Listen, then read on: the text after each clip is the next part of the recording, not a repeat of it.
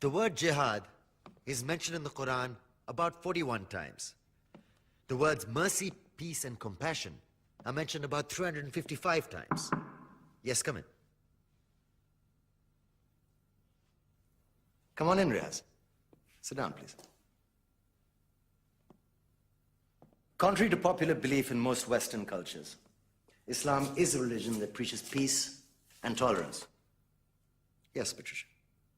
If Islam truly is a religion that preaches peace, then how come the world's most troubled spots, the West Bank, Afghanistan, Pakistan, Iraq, they're all plagued with Islamic terrorism? Well, that depends on your definition of terrorism. Some might argue that the U.S. invasions of countries like Iraq and Afghanistan are also acts of terrorism. No, those were acts of war to get rid of despotic regimes. Or a means of getting at a country's oil.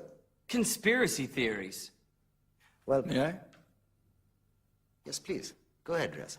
Mr. Khan is right. I mean, if we're talking about terrorists, the world's biggest terrorists are the white superpowers. Come on now. No, really, stop and think about it. Explain 9/11. Okay. Do you know how many people died in the Twin Towers strike? Around 3,000. And do you have any idea how many people died in the bombing of Afghanistan? Take a wild guess. More than 15,000 people died. And that's just conservative figures.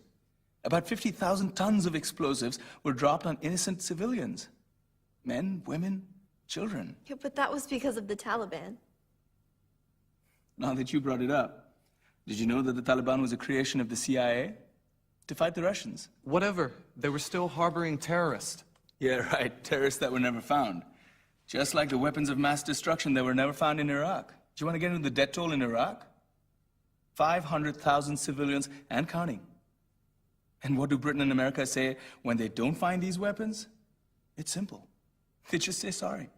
And still refuse to relinquish control of these countries. What are you trying to say? What I'm trying to say is that just because you're American, wear a fancy suit, and call yourself the president, doesn't make you any less of a terrorist.